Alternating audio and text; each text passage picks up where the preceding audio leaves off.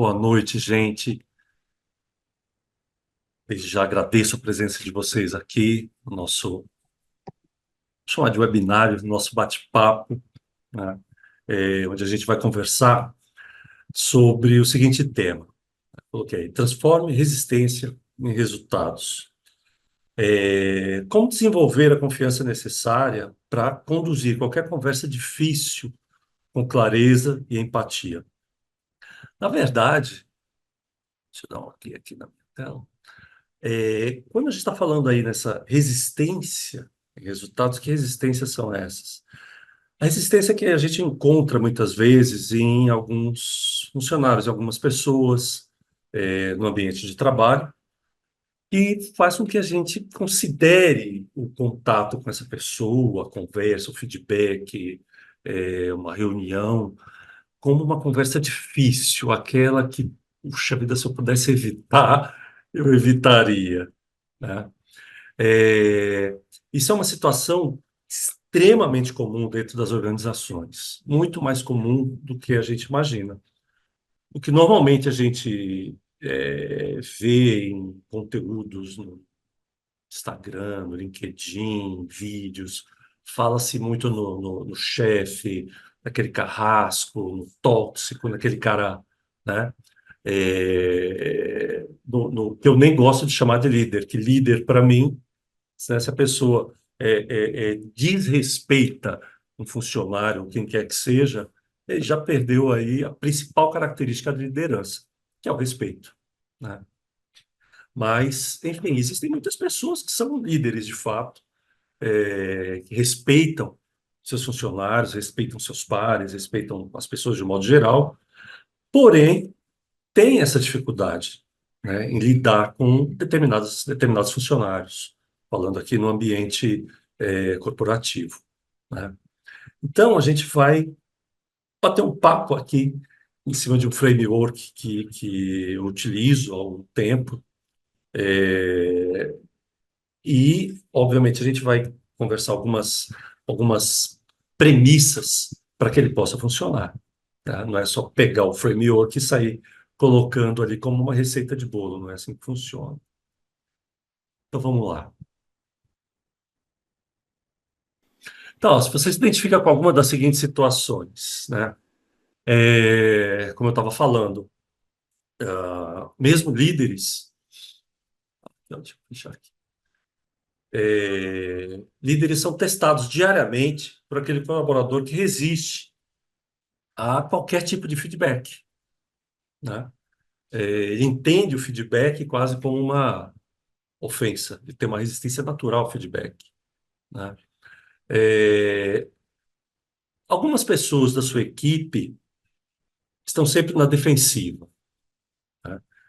Até se encaixa um pouco com esse anterior que eu comentei, mas são aquelas pessoas que, se você começa a dar um feedback, a apontar alguma falha, por exemplo, indicar algum trabalho que precisa ser melhorado, essa pessoa já reage imediatamente, muitas vezes colocando a culpa no outro, né?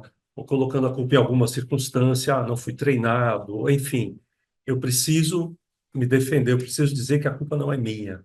Então, assume essa postura defensiva. É, Existe uma outra situação onde um único colaborador está minando a sua autoridade, influenciando negativamente toda a equipe, né? Isso, infelizmente, também é relativamente comum. Eu, particularmente, não generalizando um pouco, a gente está falando aqui do elemento desagregador, né? Às vezes você tem uma pessoa, um desagregador na equipe, ele está ali para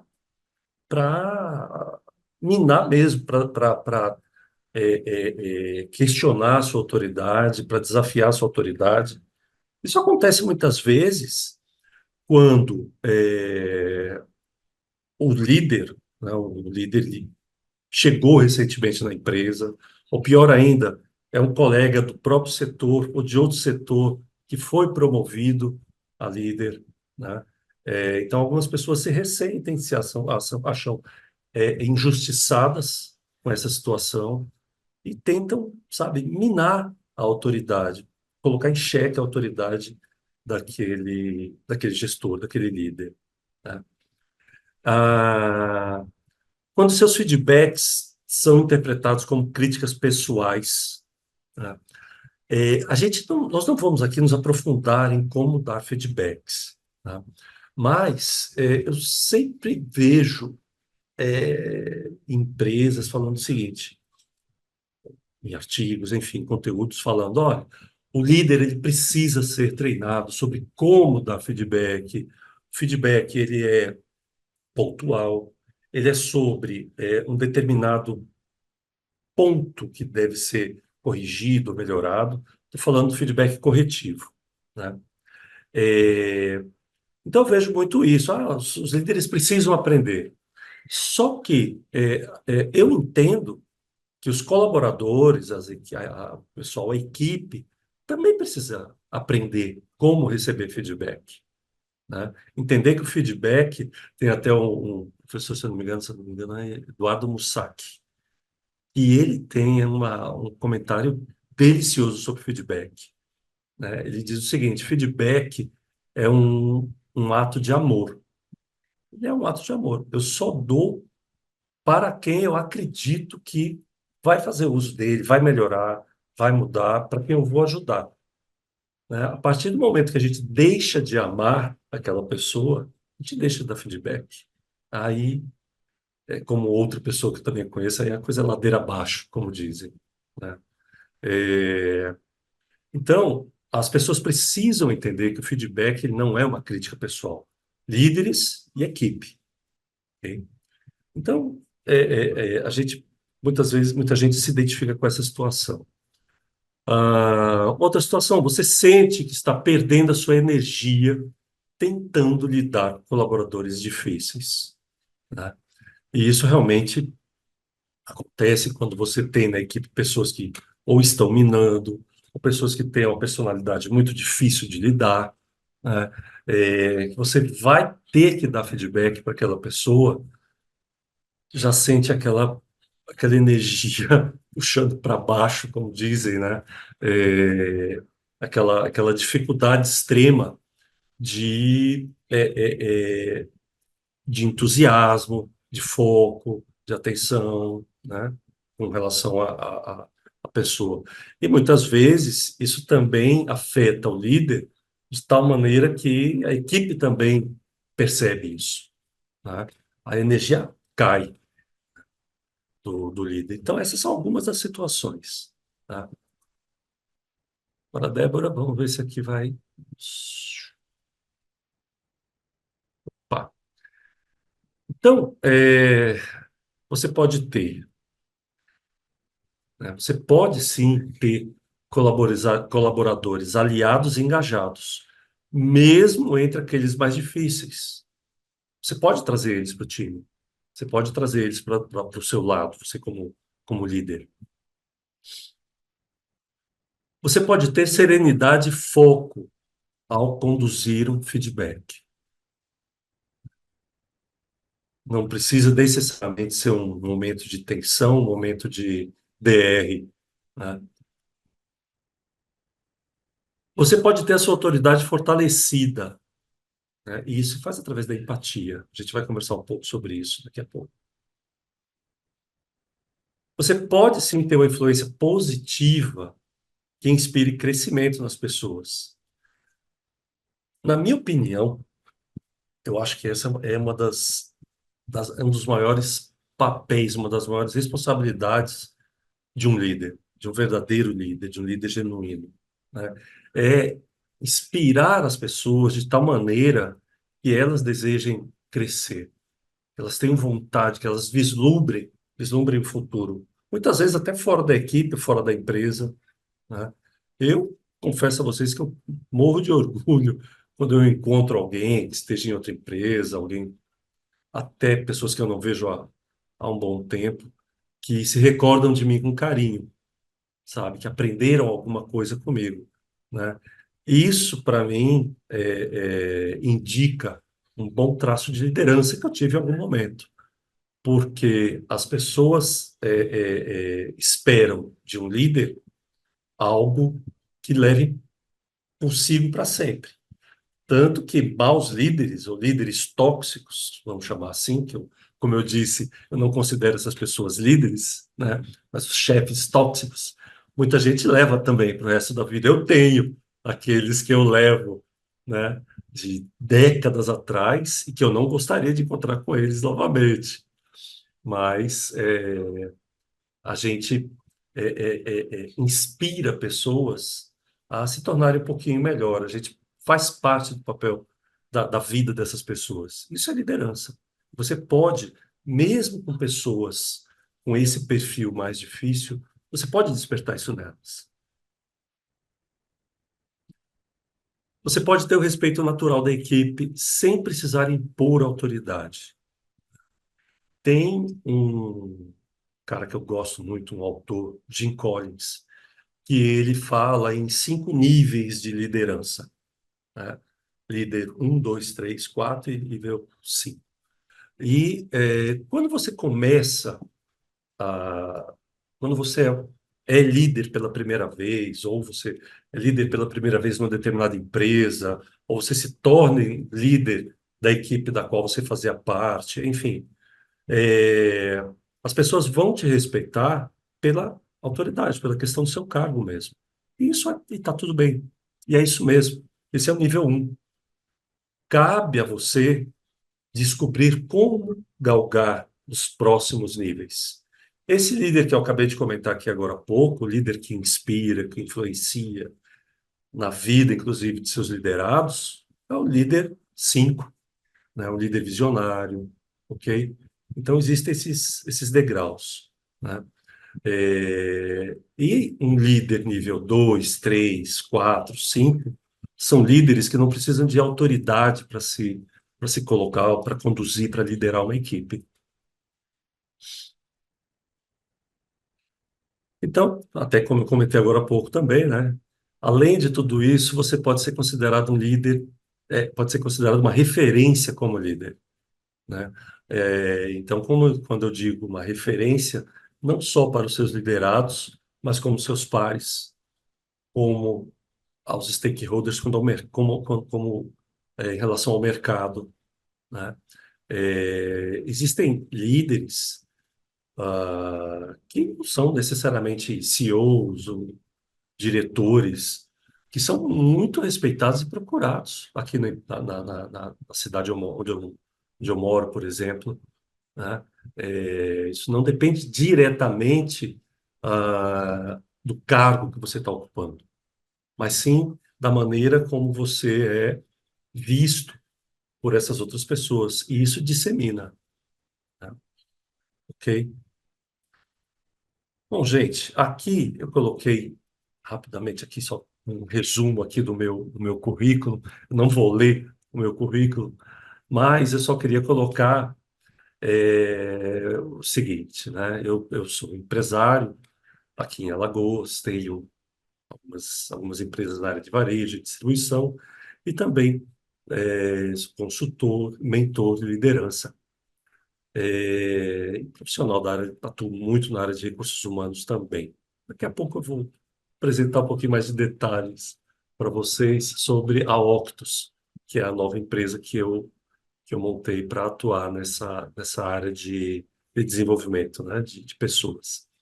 Então, eu tenho bem mais de 30 anos de carreira, né, profissional, sendo que nos últimos 30 anos, um pouquinho mais de 30, foi na área de gestão, né? Desses mais de 30 anos, 25 foi como empresário, dono de empresas. E antes de ser dono, eu já tinha assumido alguns cargos de liderança, como eu disse, fui consultor e já trabalhava com treinamentos para liderança. Mas foi depois que eu, de fato, me tornei dono, né, que eu senti muito na pele as dificuldades de se formar bons líderes.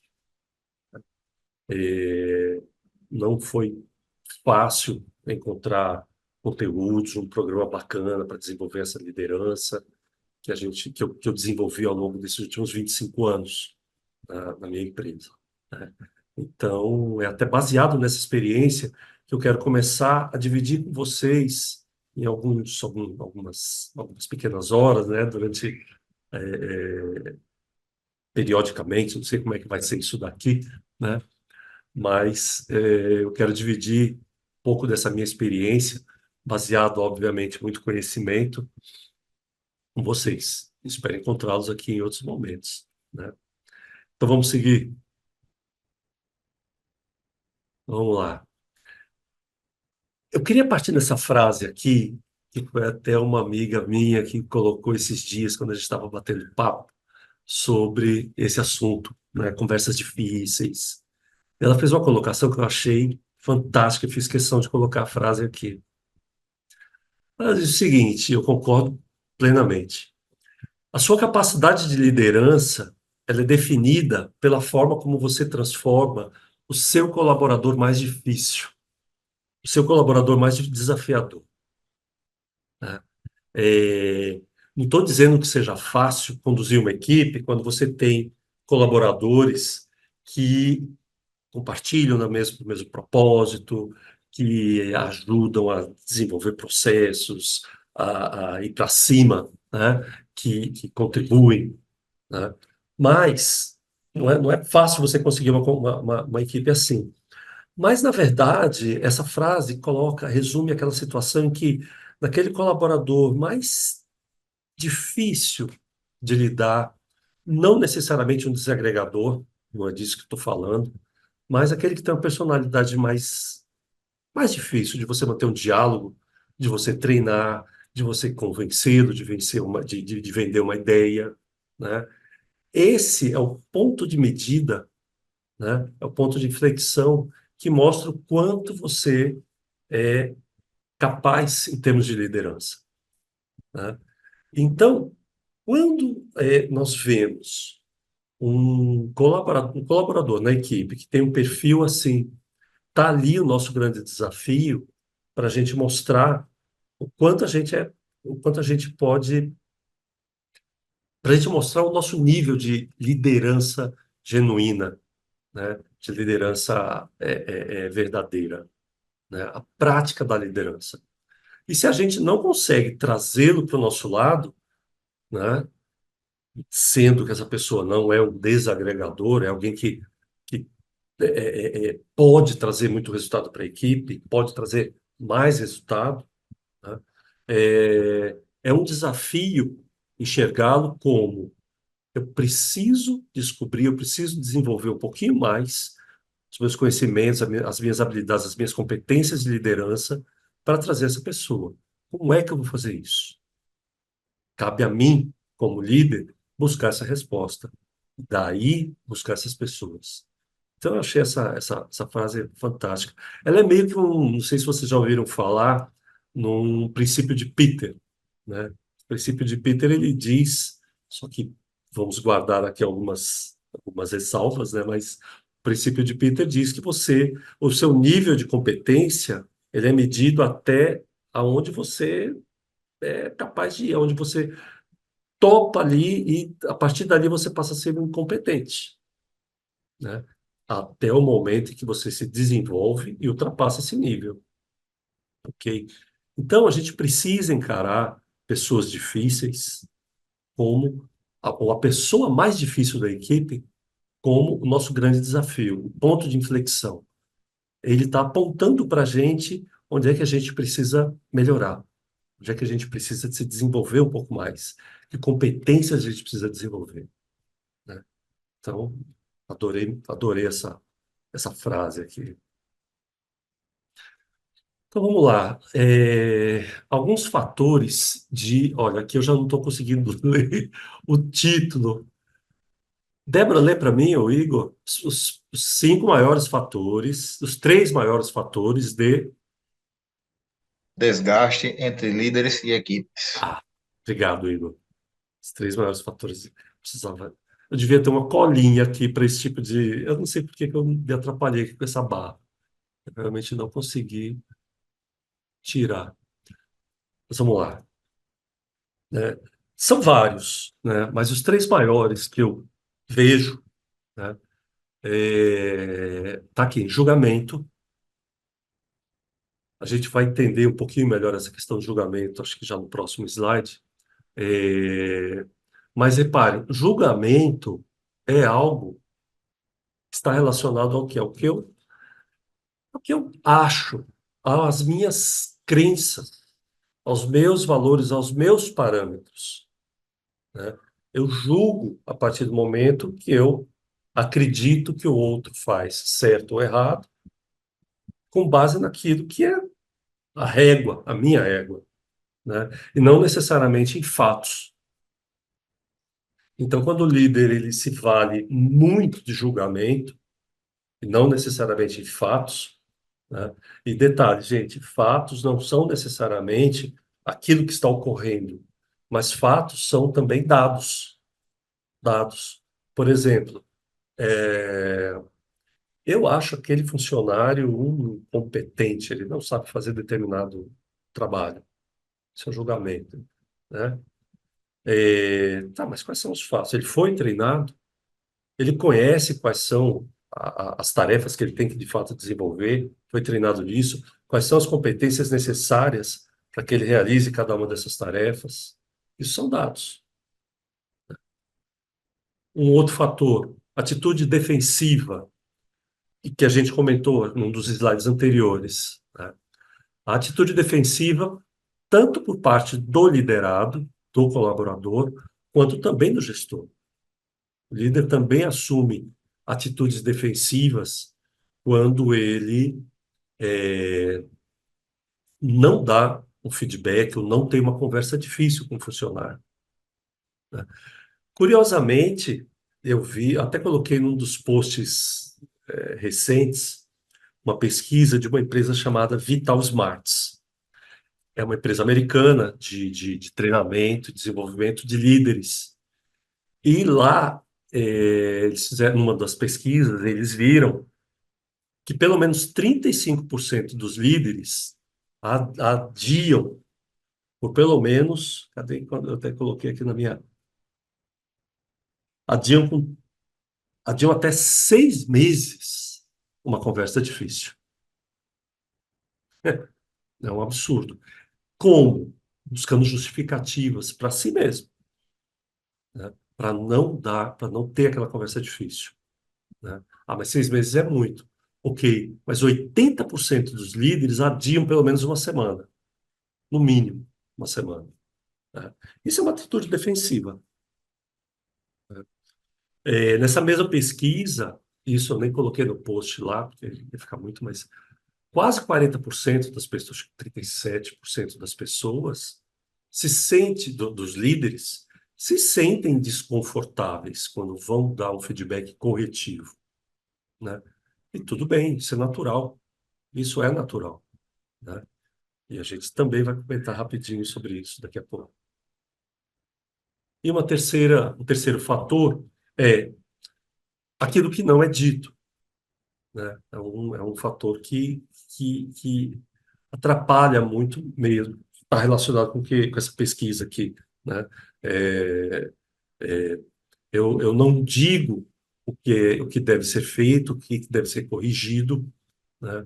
E, sem querer, eu vou influenciar na cultura, vou influenciar no grau de motivação de toda a equipe, não só daquela pessoa, né? No engajamento, nos resultados, óbvio, né? Nos números. Então, muitas vezes a gente deixa de dizer algo que precisa ser dito, justamente por essa atitude defensiva, por esse receio natural, né? E a coisa desanda para uma situação muitas vezes bem pior. Talvez a gente evite aquele conflito, mas muitas outras coisas ruins acontecem na equipe e na organização.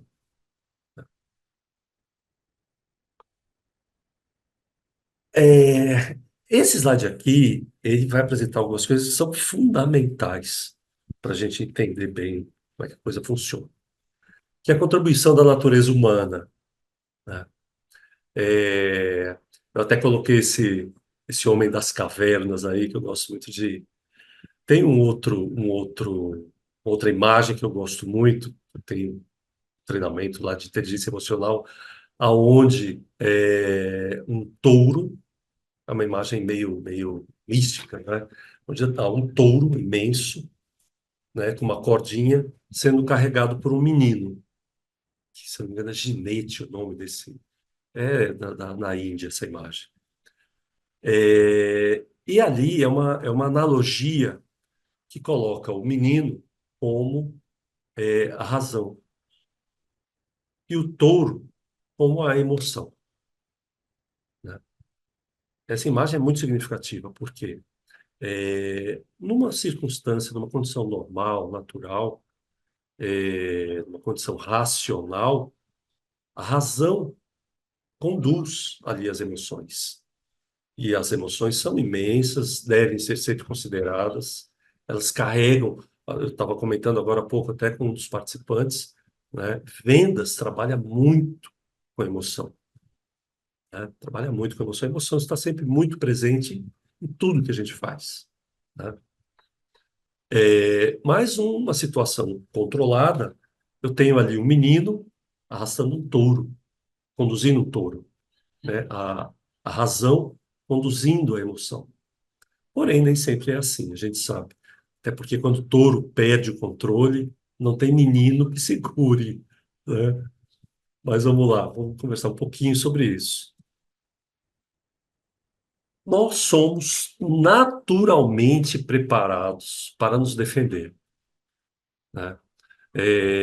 Isso é uma condição natural que tem lá no nosso cérebro, uma região lá, chamada até o cérebro reptiliano, né? É, e daí eu já começo a fazer a relação com a imagem do Homem das Cavernas, que é o meu antepassado, é o seu antepassado, de todo mundo que está aqui, né? Nós herdamos isso.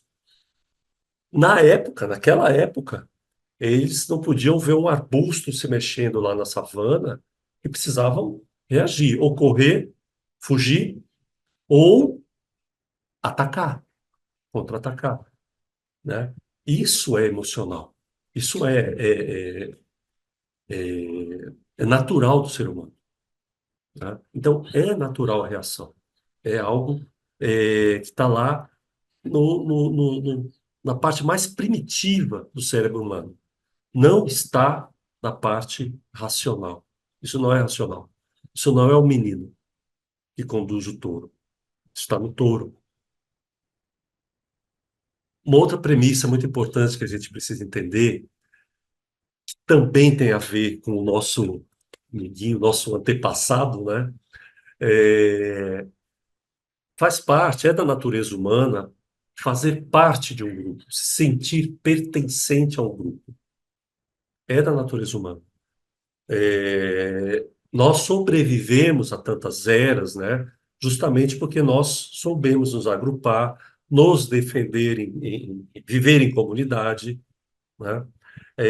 E nós não gostamos quando nós sentimos é, é, que há alguma ameaça, que algo pode nos tirar daquele grupo ao qual a gente pertence, né?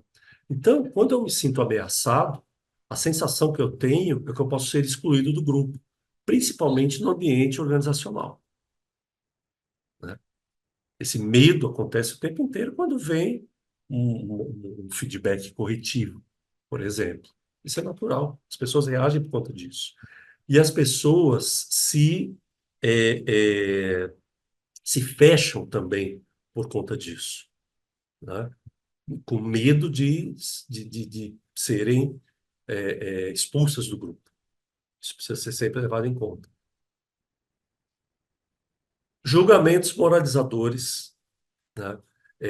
Isso também vem se desenvolvendo, e a gente comentou agora há pouco sobre julgamento, é algo que se desenvolve ao longo dos anos, das eras, né?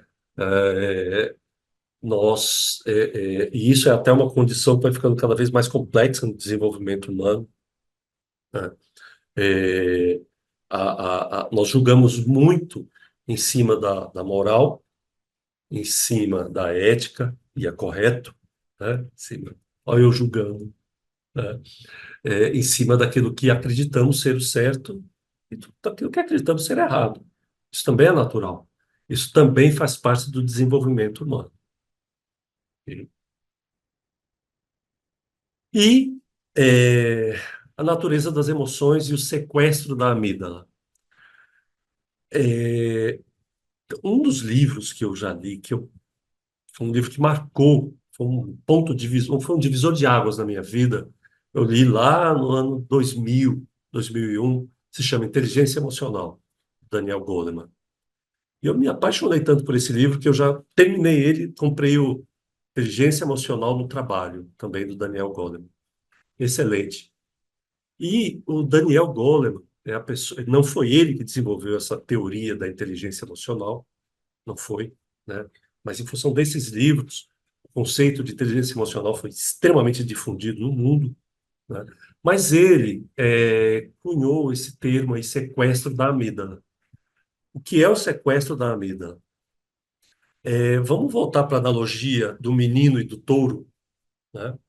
Vamos supor que o menino está lá carregando o touro, só que o touro não quer ir para onde o menino está conduzindo. E o menino pega um espeto, como esse homem aí das cavernas, tá, né? Pega esse espeto e espeta lá o touro. E o touro fica bravo.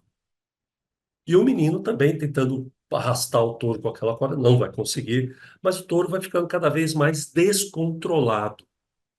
Vai ficando descontrolado de tal maneira que qual a solução?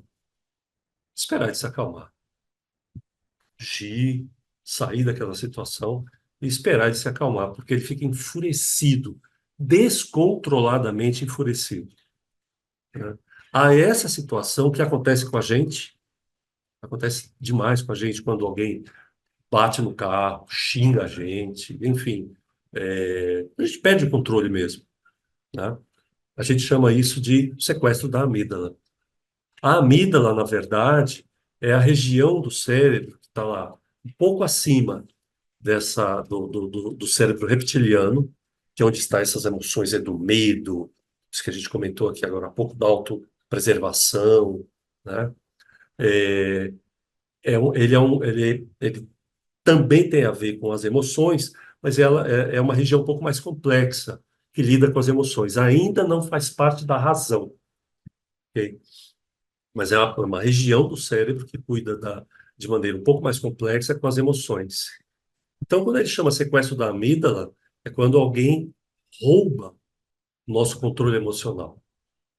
E retomar o controle emocional não é dizendo, por exemplo, fique calmo ou dando uma bronca, sabe? Existem alguns mecanismos para a gente fazer isso que não são tão simples, que não vai dar para a gente abordar aqui agora, né? Mas saber lidar com o outro, com as emoções do outro, é, é, lida, toca muito nessa questão do sequestro da amígdala, ok? E isso é natural, isso é humano e todos nós temos. A maioria de nós não teve uma criação com falas compassivas. A maioria de nós, né, dos nossos colaboradores, óbvio, também, não teve uma criação com falas compassivas. A compassividade é o quê? É a empatia com compaixão. É a compaixão. A compaixão é a empatia, é eu ter uma noção do que você está sentindo, compreendo muito, tenho uma boa noção do que você está sentindo e quero fazer algo para te ajudar. Essa é a diferença da compaixão para a empatia. A empatia pura e simples, como é bastante conhecida, né? A empatia compassiva é a compaixão, né? Então, a compaixão tem essa característica da empatia somada à atitude. Deixa eu te ajudar, vamos ver como é que a gente vai resolver isso. Isso, de fato, é estar do lado do outro, né?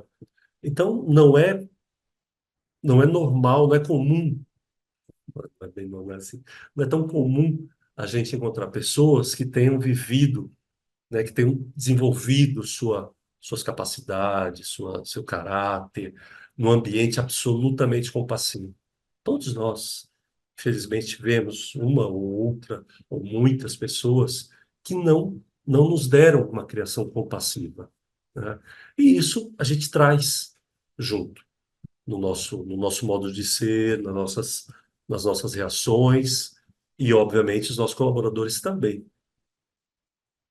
Então, é muito importante. Repare que esses são pontos básicos aqui que falam sobre a questão da emoção, e que eu achei que são assim, os mais importantes para a gente levar em conta quando a gente vai olhar para aquele funcionário com quem a gente tem muita dificuldade de ter uma conversa. Aquele funcionário difícil, né? Ok? Seguindo aqui.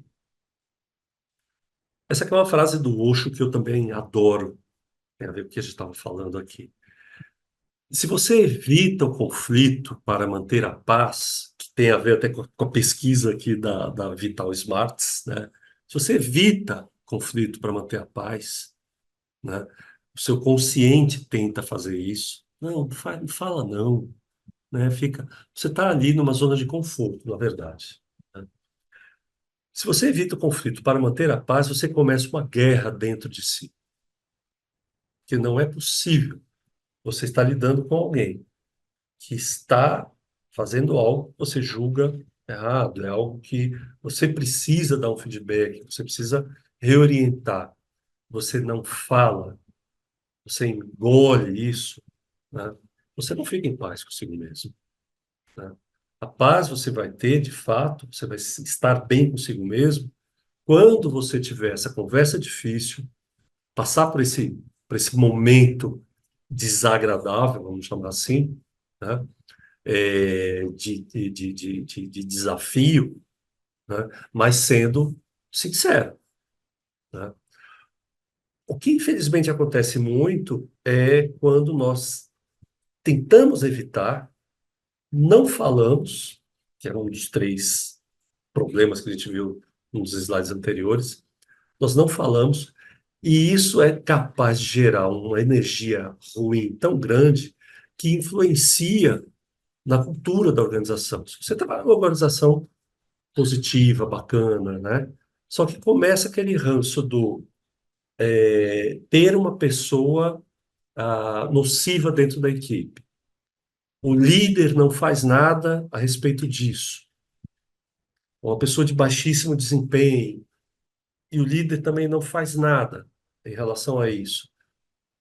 Isso mexe com a cultura da empresa e, infelizmente, mexe de maneira negativa pela omissão, por aquilo que a empresa está. Porque, veja só, a cultura ela tem tudo a ver com o que é admitido dentro da organização. Não é com aquilo que está, não é com a vontade. A minha organização, eu quero que ela tenha uma cultura de diálogo aberto. Beleza. Isso é a cultura declarada. Mas e a praticada? A praticada é a cultura de verdade, é a cultura real, né? Então, e como diz a frase do Osho, fica esse mal-estar, essa coisa entalada na garganta, que não faz bem nem para o líder, nem para a equipe, nem para a cultura da organização. Então, finalmente, vamos aqui ao framework. Se alguém quer comentar alguma coisa, tudo bem até aqui? Tranquilo? Vamos seguir. Esse framework, ele tem 5 passos, e cada passo com um P, né? Para lidar com conversas difíceis, né? Muito dele a gente vai ver que se a gente não tivesse visto esses conceitos que vimos aqui agora, algumas coisas ficam sem sentido, isso aí é fácil. Não é bem assim. Então vamos seguir, tiver a hora. Primeiro P, prepare-se. Prepare-se como quem vai negociar algo valioso. A gente vai discutir cada um deles já já. O segundo P é priorize os fatos. Priorize os fatos, sem interpretações ou julgamentos. Perceba as suas emoções e do outro. Porque em toda conversa, mesmo as mais amigáveis, né, no network, as confraternizações de fim de ano, emoção rola o tempo inteiro, né? A emoção está lá presente. Então, perceba as suas emoções e a do outro e pondere as necessidades fundamentais dos envolvidos, né? Naquele momento que você está lá, tendo uma conversa desafiadora com um colaborador, você precisa ponderar, sim. Você precisa, isso aqui a gente pode até traduzir também, traduzir não, né?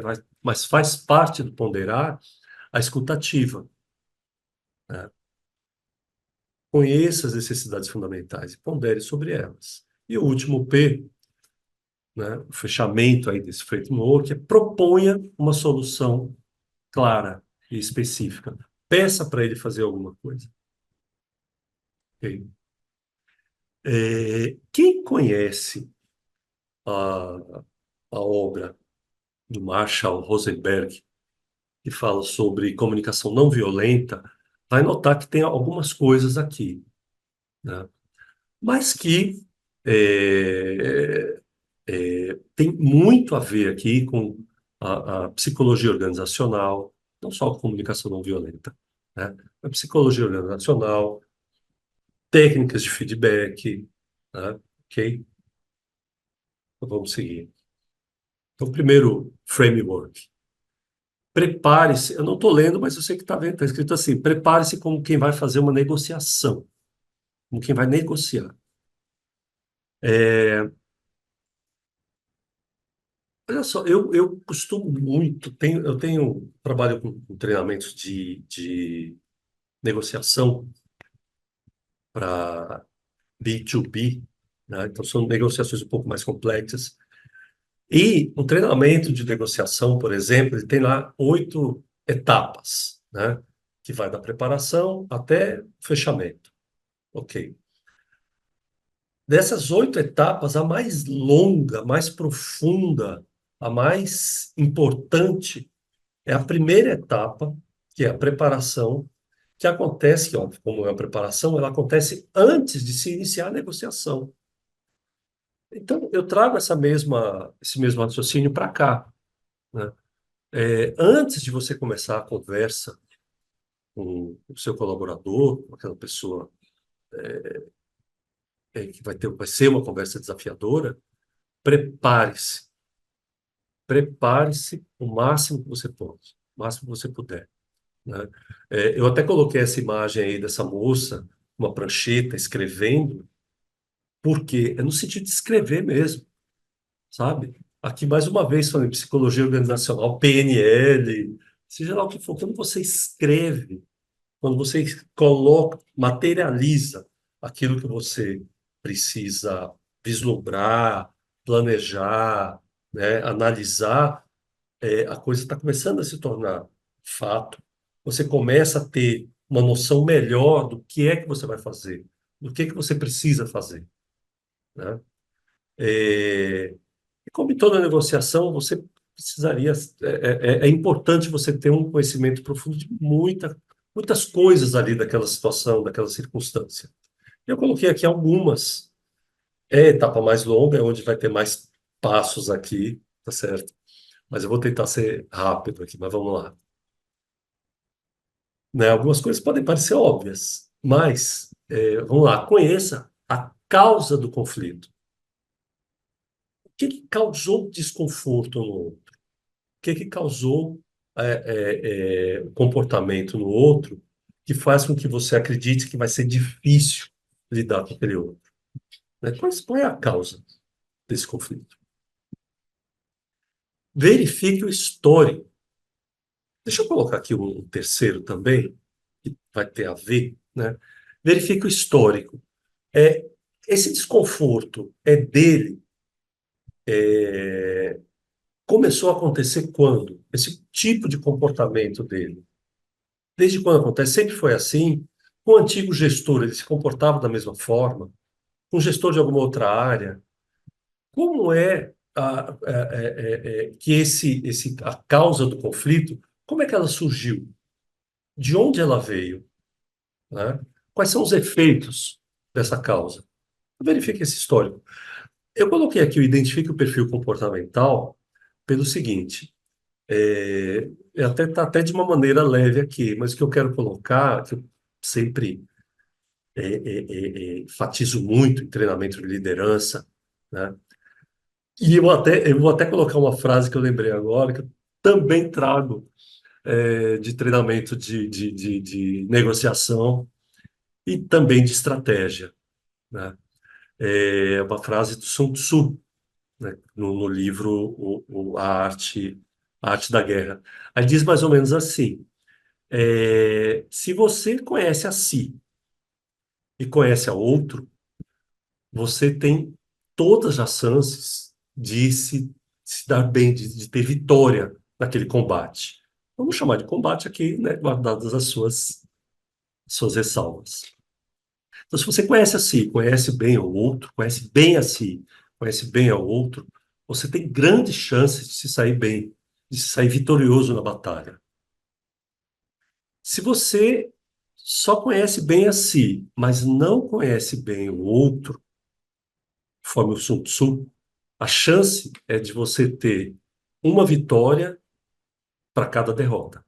Ou seja, a chance cai aí a 50%, né? Na teoria do Sun Tzu. E se você não conhece nem a si, né? Você não conhece tão bem nem a si e nem ao outro, as suas chances de derrota são certas, né? O que é que a gente está falando aqui, no caso, aqui no nosso contexto? Autoconhecimento. Autoconhecimento. Autoconhecimento é no que você é bom, quais são as suas competências, os seus talentos, o seu estilo de liderar, de lidar com as pessoas, e quais são os seus pontos que precisam ser melhorados, precisam ser corrigidos, como você reage em situações adversas, por que efetivamente você está com receio de ter essa conversa difícil, qual é o seu medo, o que que te tira do sério, o que que te deixa com raiva. Isso tudo é autoconhecimento, né? O quanto você é eloquente, quanto você precisa ser eloquente para ser, o quanto você é líder, como as pessoas te enxergam. Isso é autoconhecimento. E repare que várias dessas questões que eu acabei de fazer, elas se encaixam também com relação ao outro, né? É, quais são os talentos do outro? É bom você saber disso, né? Quais são os talentos? O que que ele é bom? Qual é o estilo dele, né? Ele tem esse jeitão mais estabanado, ele é mais caladão, reservado, né? Do que ele gosta de fazer, o que que ele não gosta, né? Se ele fica com raiva, como é que ele reage, né? O que que o deixa alegre, o que que o deixa feliz? Quais são os sonhos dele? Repare que isso são conselhos assim que eu dou para qualquer líder, em qualquer nível. Conheça a sua equipe, conheça as pessoas da sua equipe, né? Você precisa disso, inclusive para esse tipo de situação, para motivá-lo, para engajá-lo, para colocar desafios que ele se empolgue, propósito, né?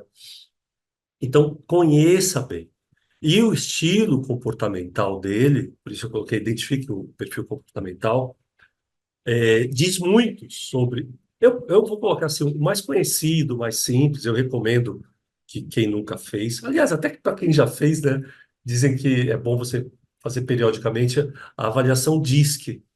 É uma extremamente usada. Você consegue até encontrar avaliações DISC, assim, simples, né, nada tão profundo, no YouTube, né, planilhas, não é difícil encontrar, né? Existem muitos sites de assessment que você faz lá uma avaliação DISC para conhecer o seu perfil, né? E é legal você conhecer o perfil DISC dos seus funcionários também. É, ajuda muito para você saber por que ele reage daquela maneira, como motivá-lo, né? Então, é um ponto aqui que eu queria me deter bastante, né? Lembrem dessa história do Sun Tzu, né? Conheça a ti e conheça os seus funcionários, conheça a sua equipe, né? Que isso é fundamental e faz parte da preparação. Relacione as informações que só você tem. essas informações que só você tem, às vezes são relações, são, são informações estratégicas, informações sobre ah, crescimento da equipe. Às vezes você tem uma informação de que aquele funcionário vai ser promovido, vai ser transferido, vai ser demitido, né? Então, levante, quais são as outras informações em relação àquela pessoa que você tem ou em relação ao contexto e que podem ser usadas no momento do, da conversa, né?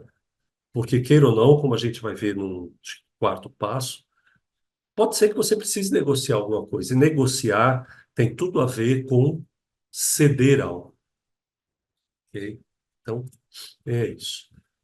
Liste possíveis necessidades fundamentais dele, que pode ser que não esteja sendo atendida, né? Aqui está falando, por exemplo, em Maslow mesmo, né? Está passando com alguma dificuldade financeira, alguma questão de segurança, né? Enfim, não está, pode ser que ele não esteja conseguindo é, é, participar, se sentir pertencente à equipe, né? É um dos fundamentos que a gente viu. Elabore a sua proposta inicial. O que é que você quer? O que você quer? Né? O que você precisa que seja feito? Que mudanças você precisa ver nele? Que resultados serão necessários? E prepare uma contraproposta. Eu colocaria aqui a contraproposta no caso de o que que você pode ceder, né? Caso você precise negociar com ele alguma coisa, ok? Lembrando até que esse precisar ceder pode ser até alguma coisa em você mesmo, seu comportamento, né? A minha filha de vez em quando me dá bronca dizendo que eu brinco demais com ela. Pai, pare de brincar tanto comigo, que eu não gosto, não faça isso. Então, eu preciso ceder um pouco desse aspecto, por exemplo, né? Ok? Vamos seguir para o. Opa! Desculpa, gente, aqui eu tenho o último aqui. Antecipe. Eu garanto a vocês que esse é o mais longo, tá? Por isso que antecipe prováveis reações. Daí a necessidade de você conhecer bem a outra parte, né? Como é que ele vai reagir? Como será que ele vai reagir? E a mim, como é que eu posso reagir dependendo da circunstância, né? Como eu reajo? Se eu perder o controle, o que eu posso? Eu posso interromper a conversa e pedir para ele, ó, vamos continuar no outro dia, que é o aconselhável, né? Priorize os fatos. Priorize os fatos. Foque apenas em fatos e evite julgamentos, né? É, aqui é uma coisa muito característica de feedback mesmo, né? O feedback ele deve ser em cima de fatos, de comportamentos observáveis, que é um dos itens que a gente vai ver aqui lá na frente, né? O que que eu estou de fato observando, que dados que eu tenho, que números eu tenho, o que que deixou de ser feito, ou o que é que efetivamente está sendo feito de maneira errada, ou de maneira improdutiva, né? Então, levante em fatos. E aqui a gente já está falando, inclusive, no momento da conversa, tá, pessoal? Segundo o P, né? Então, no momento da conversa, priorize em fatos, não julgue, né? Até porque, quando a gente julga, a gente já está começando a dar vazão para as emoções, inclusive da outra parte, virem à tona. Aquelas emoções que a gente não quer que ocorram. Evite opiniões e interpretações, né? Tem coisa mais desagradável que você dar uma opinião, principalmente no tocante a questões pessoais do outro. Use linguagem descritiva, né? Reparem como a coisa aqui está sendo muito do. Vamos voltar a falar em cérebro, do racional. É o racional falando aqui, né? Use linguagem descritiva. Elimine generalizações. É outra característica muito forte em feedback, em conselhos que se dá a líderes para evitar em feedback, generalizações do tipo: poxa, você sempre chega atrasado. O que acontece? Você dorme demais? O que que acontece? Primeiro, estou julgando. E segundo, generalizei. Falei: olha, João, José, Maria, você tem chegado atrasado com frequência. Você chegou atrasado aqui, ó, nesse dia 2. Na semana passada foram 3 dias, somando aqui quase 1 hora de atraso, né? O que está acontecendo? Será que eu posso ajudá-lo? A gente não pode continuar com esse tipo de comportamento. Isso precisa ser corrigido, né? Eu usei fatos, né? Eu não chamei ele de preguiçoso. Oh, você é um relaxado. Olha como você me entrega as planilhas, né? Não é assim.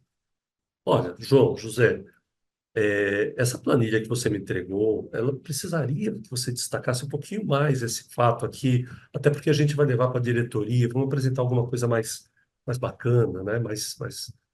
Né? Então, elimine generalizações. Foque em comportamentos observáveis, é aquilo que eu falei. Se o comportamento não é observável, como é que você pode dar feedback em cima de algum comportamento, né? Comportamentos observáveis é o que é que efetivamente essa pessoa está fazendo ou deixando de fazer.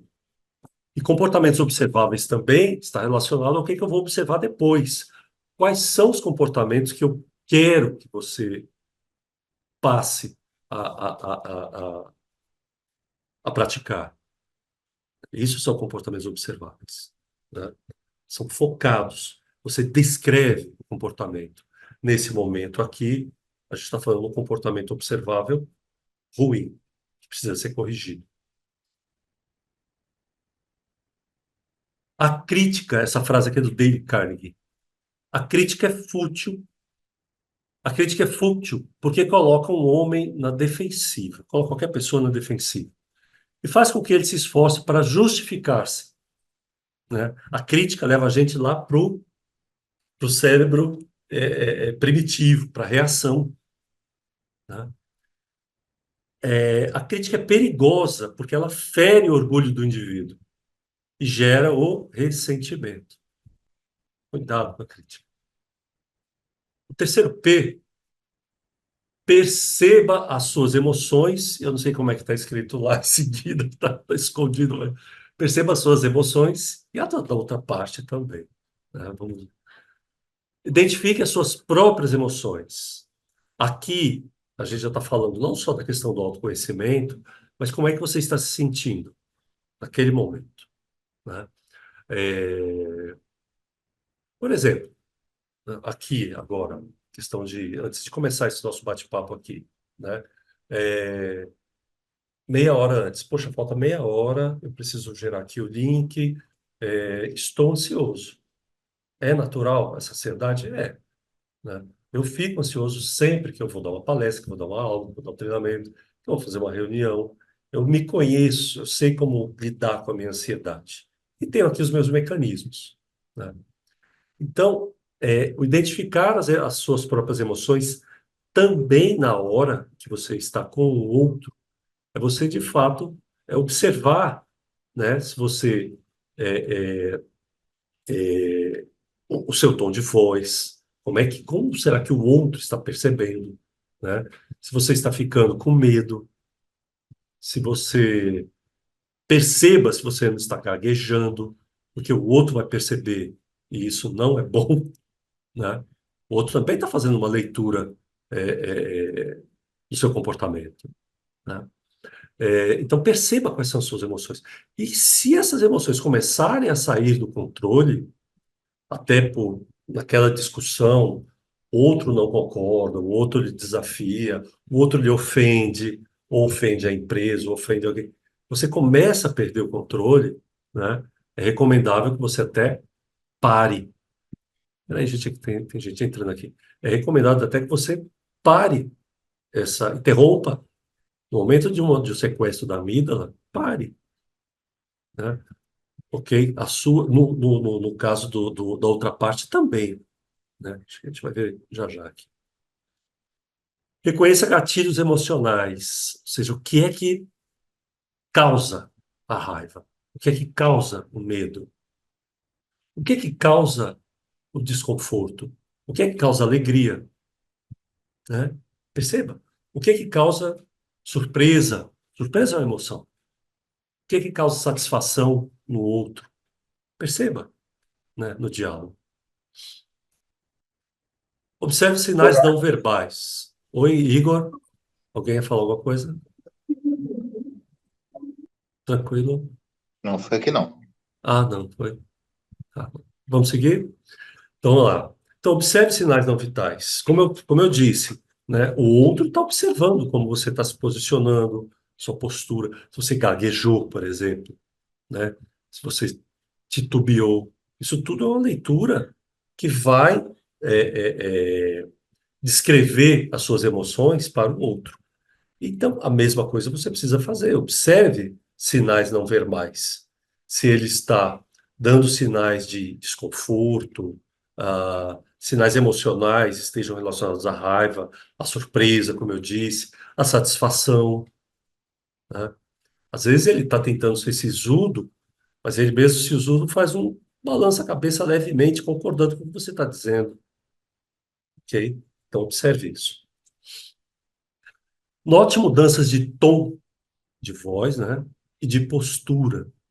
Isso faz parte também dos sinais que vão apontar para você se você está indo no caminho certo, né? Se você deve considerar que você está conquistando a outra parte, né? Ou não.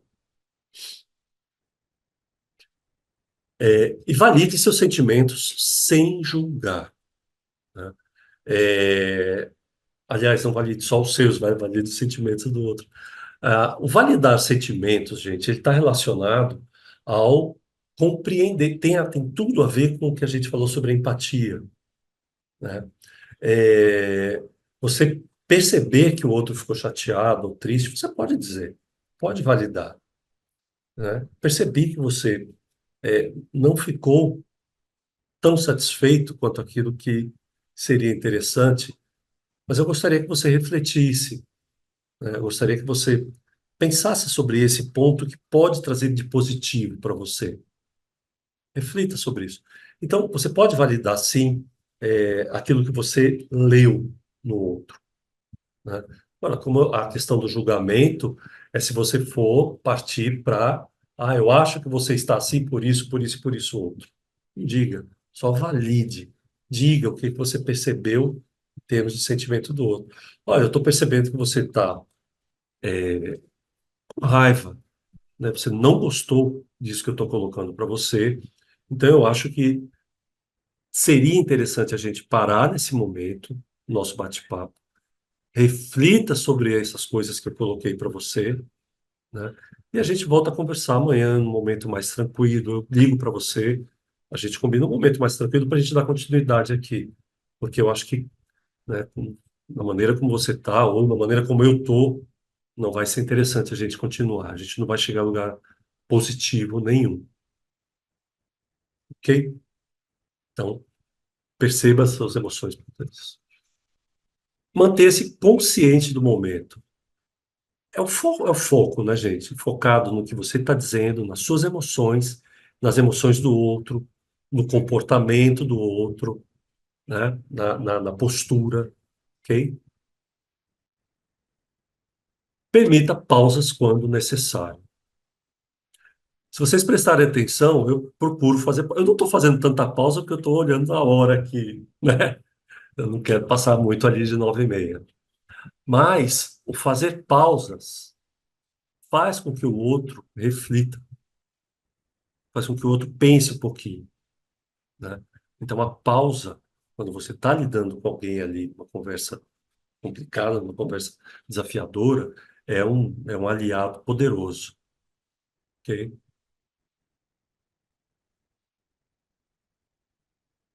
Pondere as necessidades que eu tinha comentado lá atrás, né? É, geralmente, o nosso desconforto, nosso e da outra pessoa, dos colaboradores, ele se dá por conta de alguma necessidade não atendida, né? Qual é essa necessidade? Isso, geralmente são necessidades fundamentais.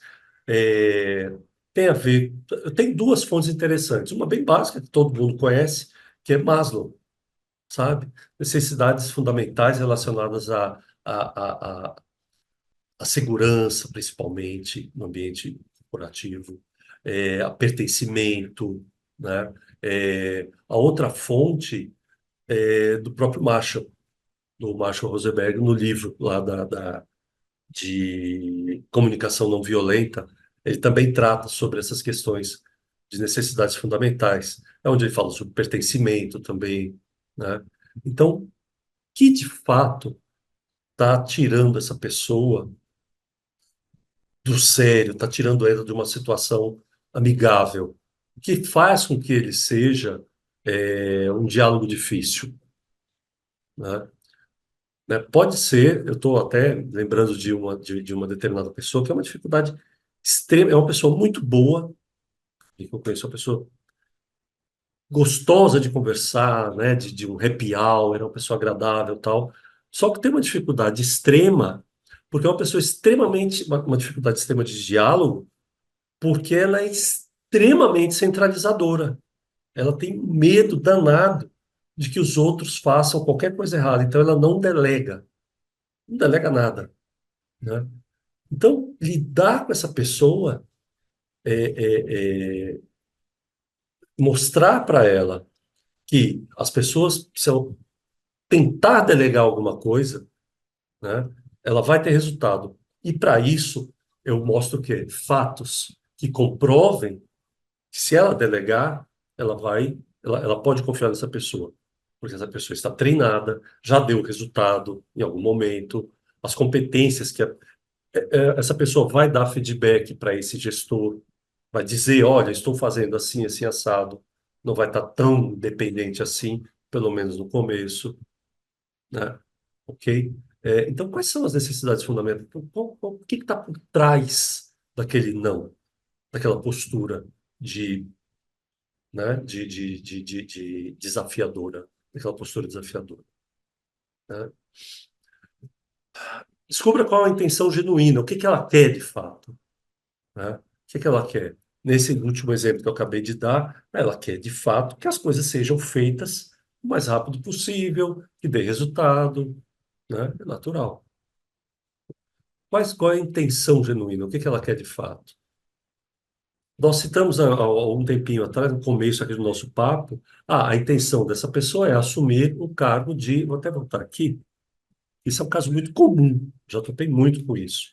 Pessoas que têm uma postura extremamente até agressiva, né?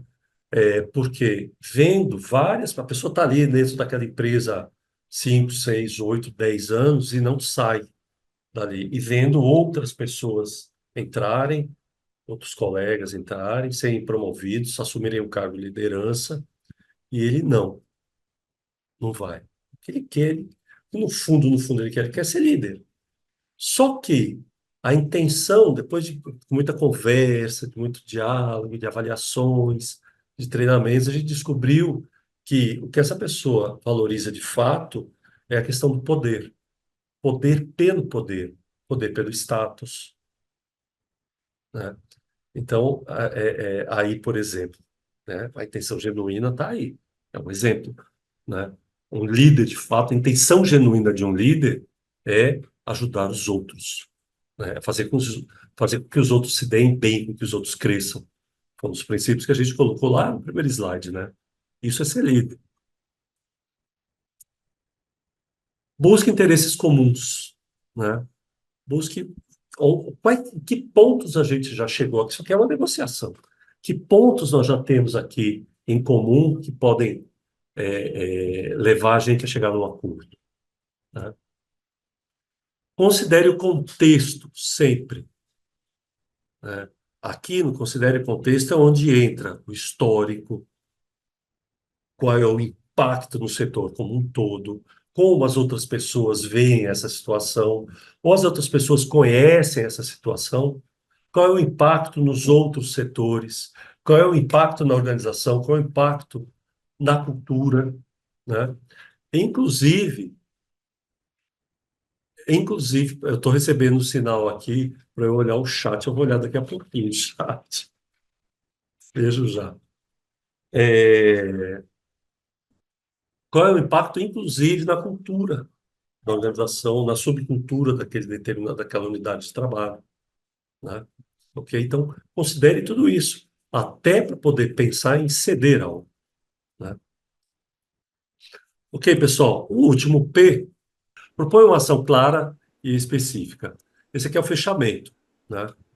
O que que eu preciso que seja feito? Então, faça um pedido específico. Qual é o comportamento que precisa ser melhorado? Qual é o resultado? É, o que especificamente eu espero que a outra parte faça, né? Qual a ação, né? E isso tem que ser algo muito pontual, né? Não pode ser algo genérico. Ah, eu preciso que você é, é, seja mais caprichoso nas suas coisas, tá? Ah, eu preciso que você interaja mais com o cliente. Tá? Eu preciso que você interaja mais como? Às vezes é uma falta de treinamento, né? Eu preciso que você interaja mais com o cliente da seguinte maneira. Cabe aí um treinamento, um pequeno treinamento, uma pequena orientação, por exemplo, para colocar aqui, né? Propõe ações realizáveis, né? Claro. Estabeleça prazos. Isso é importantíssimo, né? É, a gente já viu que muitos gestores, muitos líderes não dão feedback, têm receio em ter uma conversa desafiadora com um colaborador, até por um certo medo, né? Aí vai lá, ela vai, ó, pega esses 5 P's aqui, né? Vai, prioriza, toma cuidado com, né? Todo cuidado possível, faz aquela reunião um a um com o outro, né? Pede, chega nesse, tá, beleza. Terminou a reunião, se livra e ele vai fazer. E não coloca prazo, né? É uma forma de dar continuidade àquela situação interior de comodidade, de zona de conforto, sabe? É como se dissesse assim para si mesmo. A minha parte eu já fiz, eu já falei com ele. Estabeleça prazo e cobre, né? Eu digo isso, estou enfatizando isso, porque eu também já vi muito disso. Estabeleça prazo, cobre. E se a pessoa não fizer? Aí o líder, também já conversamos sobre isso, conhece bem o contexto, conhece a pessoa, conhece o que precisa ser feito. O líder vai decidir. Vou conversar novamente, vou dar um novo prazo, preciso saber quais foram as dificuldades, por que que ele não fez, né? Mas eu preciso ter prazos e checar se foi feito. E sinalizar. Poxa, parabéns. Você conseguiu, você fez aquilo que a gente combinou. Obrigado. Né? Muito obrigado. Né? Poxa, você não fez. Por que você não fez? Em que eu posso ajudá-lo? Mas estabeleça prazos e faça follow-up. Defina responsabilidades. Às vezes você também tem algumas coisas que precisam ser feitas, como eu disse, um treinamento, a liberação de uma planilha, de uma verba, né? Alguma informação. Seja flexível nas soluções, né? Até porque mudanças não são fáceis, né? A gente precisa ter uma certa flexibilidade. E é como eu comentei agora há pouco, quando você estabelecer prazos. Ah, pera um pouco. Estabeleça prazos, mas não seja flexível com prazo. É isso que eu recomendo. Seja flexível com, chegou o prazo, não conseguiu concluir, peraí, vamos ver o que que faltou, né? Vamos tentar aqui mais uma vez. É esse tipo de flexibilidade, né? Às vezes até com comportamento também. E mantenha foco no futuro. Repare que tudo isso daqui, todo esse trabalho, essa conversa com essa pessoa difícil, né, é objetivando o quê? O desempenho, os resultados que a gente precisa alcançar. Os resultados da organização, os resultados da equipe, o desenvolvimento de cada um da equipe, né? Então, coloque isso também na conversa, no fechamento, no proponha, né? Coloque isso como argumento que motive essa pessoa também a colocar em prática aquilo que você está pedindo, né? Olhe os ganhos que a gente vai ter. Eu, você, a organização, a equipe, a empresa, né? Ok? E confirme o entendimento. Confirme se a pessoa, se a gente conseguiu chegar nesse ponto, né? Confirme com ele se ficou claro, revise o que ficou combinado, o que que vai precisar ser mudado, né? Quais são os prazos, quem vai fazer o quê, as responsabilidades, como está aí né, nesse pequeno checklist, ok? Mas isso precisa vir dele, ele precisa sinalizar de que entendeu, de preferência verbalmente mesmo, né? Dizer, "Pô, não, vou fazer", né? Quando a gente faz isso, quando a gente diz eu vou fazer, quando fala, verbaliza, né, nós aumentamos de fato o comprometimento. É diferente de, uhum, tá certo. Não, vamos ver. Não, eu acho que dá, né? Ou, não, eu vou fazer. Eu consigo, sim, consigo fazer. Quando a pessoa fala isso, aumenta o grau de comprometimento. Então, busque essa confirmação. Ok? Ok, gente. Isso aqui é uma das coisas que eu adoro, eu vivo falando. A liderança legítima, ela está na força das palavras motivadoras, engajadoras, mas também está na coragem de dizer o que precisa ser dito, sabe? Até mais uma vez compartilhando, como eu disse para vocês, eu não, sou empresário, já tive vários, tive sócios, tenho sócios, né? A coisa, eu já vi muita coisa desandar pesadamente por falta da coragem de dizer o que precisa ser dito, sabe? O dizer o que a gente não vai, até já chegamos às 9h30, às 21h30, né? Não vou me alongar mais tanto assim. Mas eu não falei aqui numa coisa fundamental, né? Que eu sou assim, fãzão dessa palavra. E infelizmente a palavra muitas vezes é usada de maneira errada, né? Mas a assertividade. Assertividade. Assertividade é dizer da maneira como eu estou falando aqui para vocês. É dizer aquilo que precisa ser dito, né? Deve ser dito de maneira educada, de maneira tranquila, né? Quando eu digo a coragem de dizer o que precisa ser dito, não é ser agressivo, não é ser agressivo, né? É ser assertivo, é falar com clareza, com tranquilidade, com objetividade, né? Mas precisa ser dito, então diga, né? Eu já vi, como eu disse, infelizmente eu já vi muita coisa, sabe, se desmantelando pelo receio. Não vou falar com aquele supervisor, não vou falar com aquele funcionário lá, que ele vai ficar ofendido. E aquilo mina, né, o ambiente, mina o clima, né, racha uma boa cultura organizacional, né? E, até como eu disse também no começo, muita gente fala demais. A gente vê muito conteúdo por aí falando de líderes tóxicos, que não são líderes, né, são gestores. A coisa mais difícil que tem vai ser vocês acharem algum conteúdo meu falando de líder tóxico. Se o cara é tóxico, ele não é líder. Não é líder, ele é um gestor, né? Tem muito gestor tóxico que é malvado, que faz, que acontece, que quebra, é centralizador, que desrespeita, né? Fala-se muito disso. Mas de líderes que morrem de medo de ficar. É o termo que eu. Me perdoe aqui a chuleza da frase, mas é uma frase que eu uso com frequência, né, na minha empresa, né? São líderes que morrem de medo de se dar mal na fita, de ficar mal com o funcionário, sabe? Né? É uma assertividade passiva, isso não é assertividade assertiva de fato, né? Olha, eu estou te dizendo isso, mas um supervisor, uma supervisora dizendo para um colaborador, olha, eu estou dizendo isso para você, mas na verdade foi o gerente lá que não gostou, viu? ele não está gostando da maneira como você está agindo.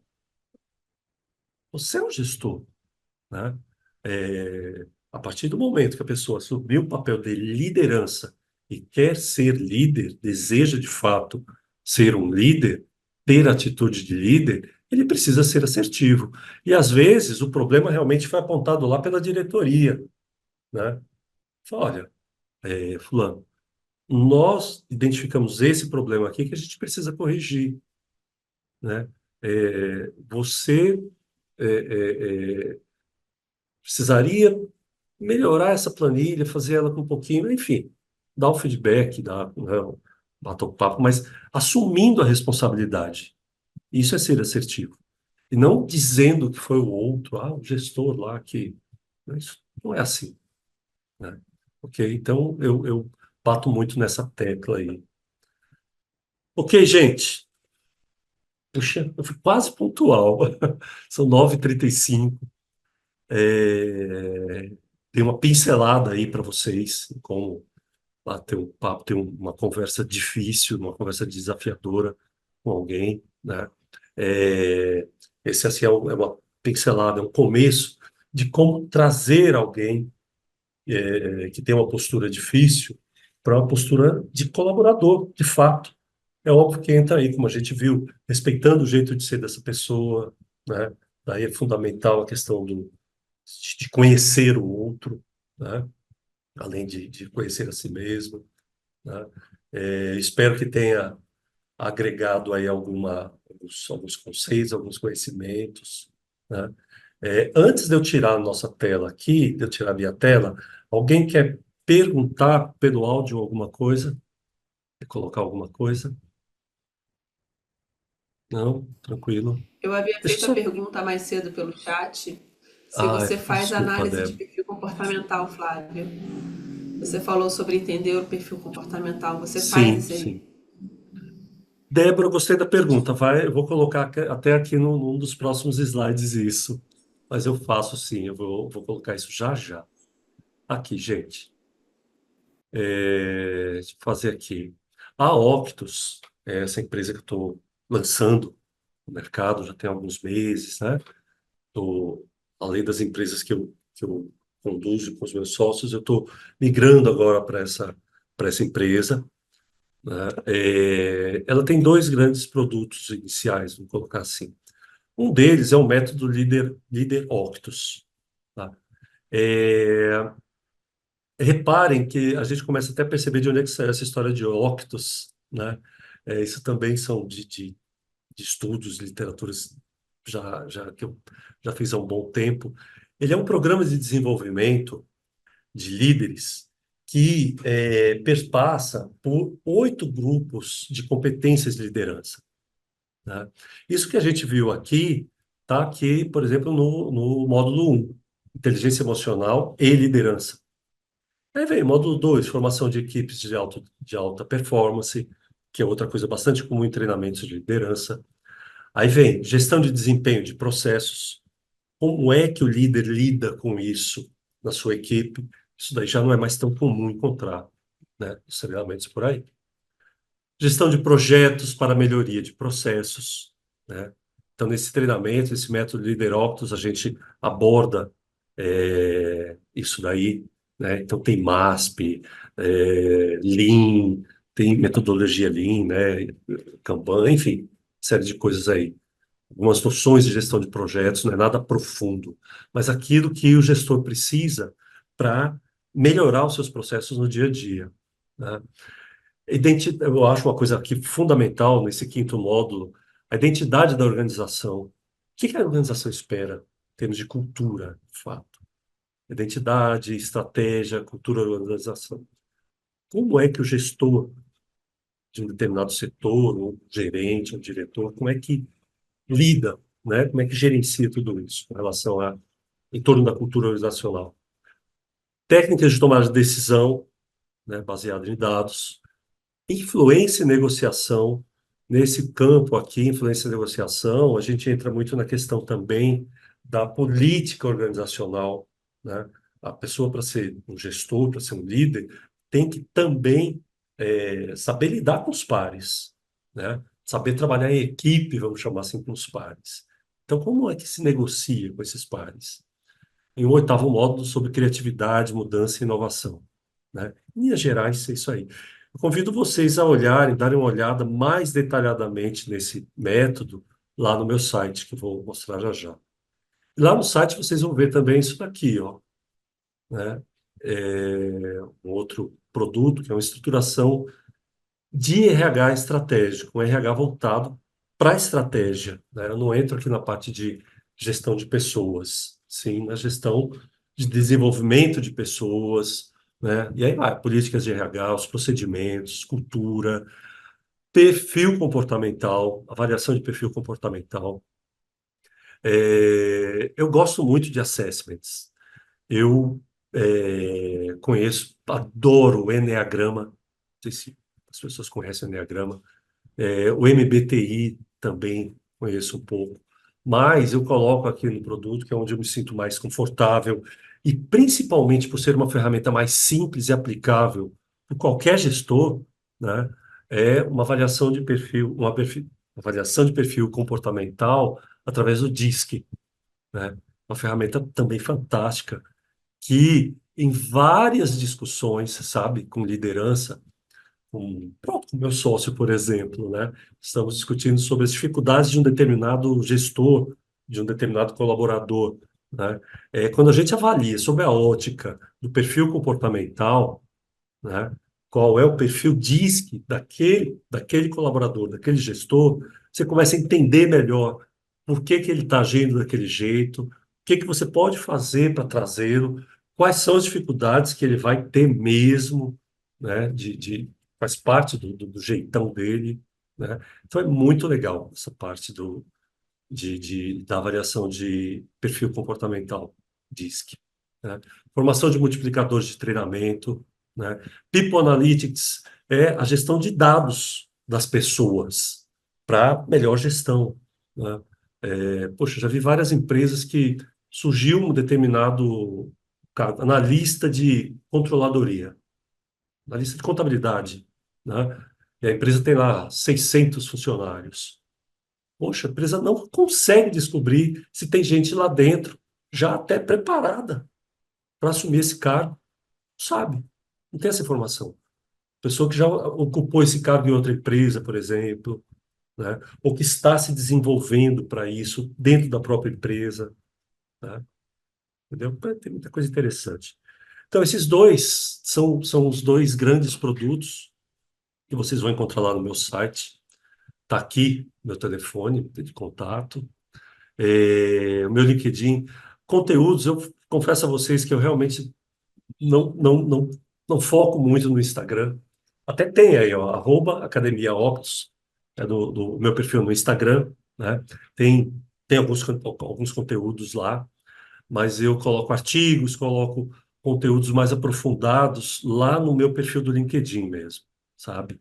Tanto que os conteúdos que tem no Instagram são alguns resumos, vários deles são resumos de posts que eu coloco no LinkedIn, né? Sempre voltados para liderança, desenvolvimento de pessoas. E aí está o site academiaoctus.com.br, né? Adoraria muito que vocês fossem lá visitar. Lá tem alguns botões, né, que levam vocês a entrar em contato comigo, solicitando, inclusive, uma avaliação de liderança, uma reunião de diagnóstico, né, gratuita até, para a gente bater um papo, para aquilo que vocês quiserem que eu puder ajudar vocês, estou aqui à disposição através desses canais. Tá legal, gente? Tudo bem, pessoal? Sim, deixa eu ver finalmente aqui no chat que já passei por isso. Precisei travar uma guerra interna para demitir a pessoa. Pois é, duro, né, Débora? Ah, você faz análise do perfil comportamental? Faço. Se você quiser, entra lá no. Entra ou fica aqui daqui a pouco para a gente bater um papo e a gente trabalha isso, né? Usando o DISC. Ter coragem de dizer o que precisa ser dito é uma demonstração de confiança de que a outra pessoa tem capacidade de se adaptar. Muito bom, João. Muito obrigado, Débora.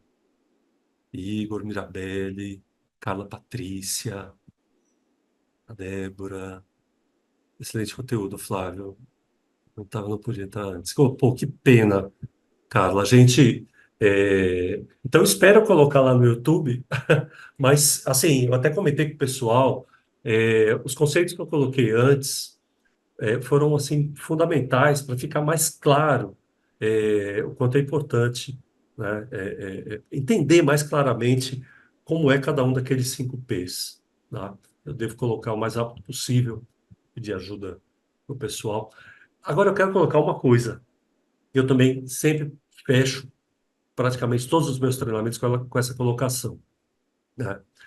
Se você curtiu esse material, se você acha que é útil, né, é desafiador, tome ele como uma provocação, né? 1 hora e meia, tome ele como uma provocação. Eu coloquei até como desafio. Não sei, por exemplo, a Carla, não sei se chegou a ver o slide em que eu até usei uma frase da Débora, né? Aquela pessoa mais difícil que você tem lá no tua equipe, ela é quem vai nivelar o teu grau de liderança. Quanto você é líder de fato. Você é líder de fato quando você conseguir conquistar a pessoa mais difícil da sua equipe, né? Então, se você se impactou por isso, você se sentiu desafiado e quer aplicar, quer testar, saiba que esse bate-papo, essa ferramenta, ou qualquer treinamento que você venha fazer, é uma mudança de comportamento. E toda mudança dói, é difícil. E ela se inicia pela parte do cérebro, pelo menino. Não sei também se você viu, pelo menino que eu disse que está puxando lá o touro, ou seja, pela razão.